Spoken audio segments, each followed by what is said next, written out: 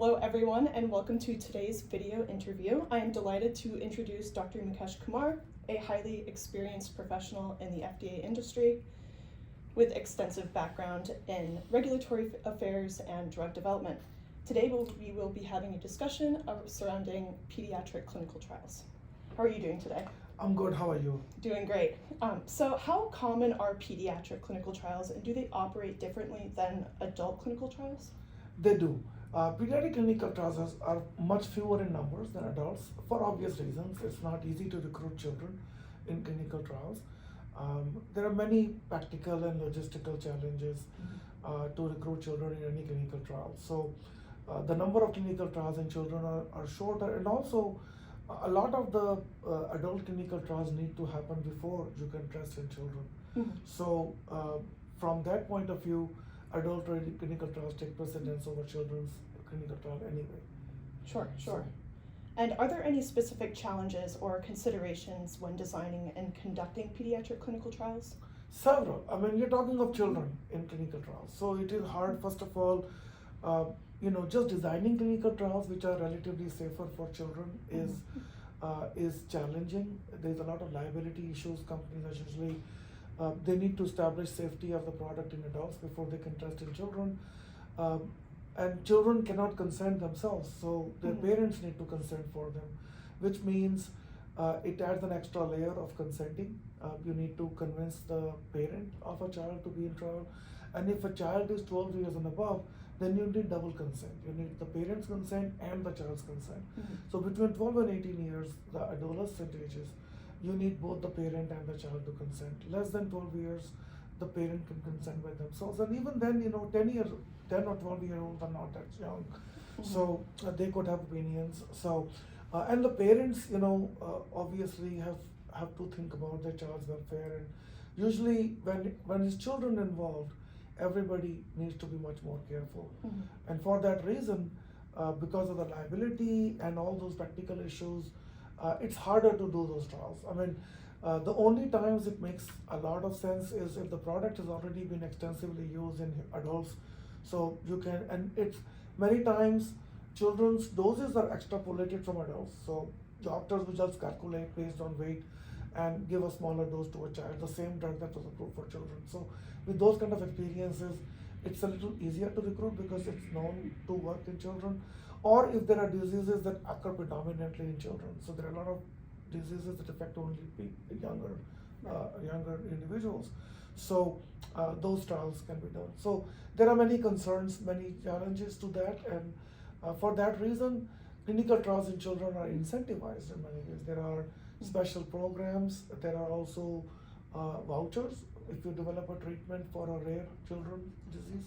So that's the reason they need to do that, because otherwise you'll not get any products developed for children. Sure. And so why are pediatric indications treated as secondary priorities for most developers?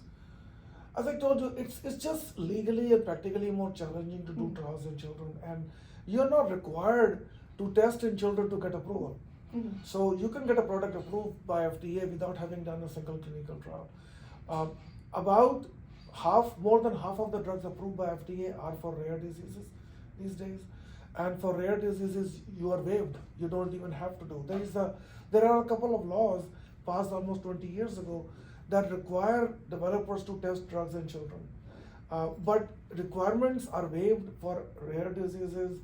There are also waivers where you can do the studies later after the product is approved. So for those reasons, there is really no drive for a developer to go for a trial in children. Yes, if the disease predominantly occurs in children, then you have to do the trial in children. But even FDA is very conservative generally. Even when there are diseases that occur predominantly in children, and that's been my own experiences, where the disease predominantly happens in children, FDA still wants the clinical trials to be first done in adults and then in children.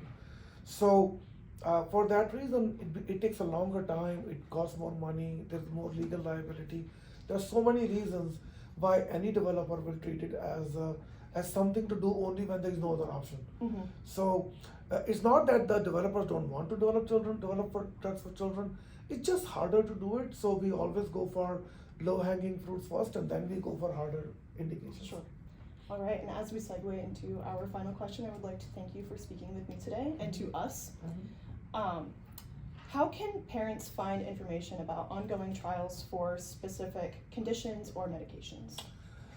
Well, clinicaltrials.gov is the primary source for all clinical trial information. So you can find all clinical trials in the US, except for very few exceptions. You are required to register your clinical trial with clinicaltrials.gov. That's for the US. European Union has a similar registry, although it's not enforced. Even clinicaltrials.gov has been accused of not enforcing the requirement for registration, but that's the good place to start. Okay.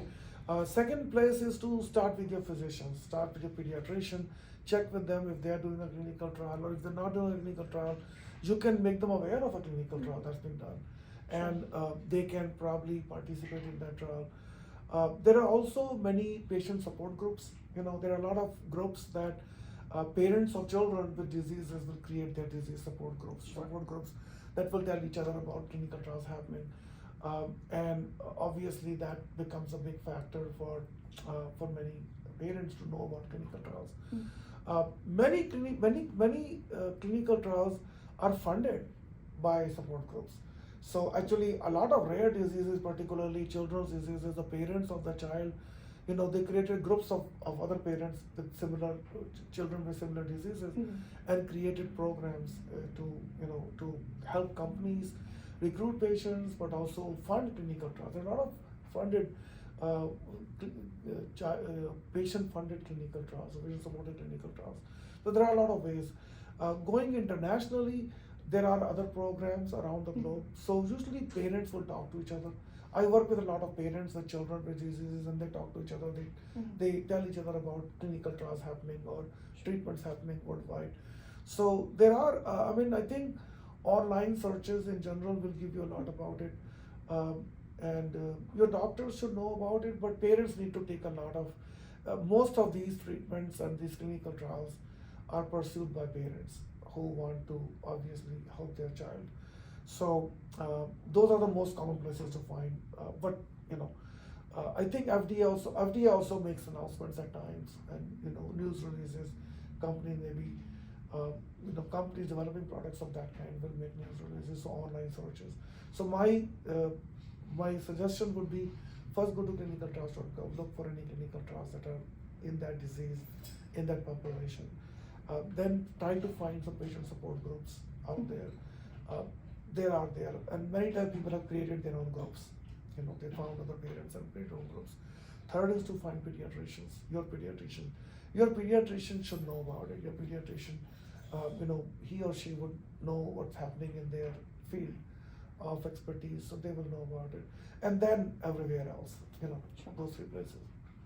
Awesome. Well, thank you so much, and thank you everyone for joining us today. Come back for more video interviews, and thank you.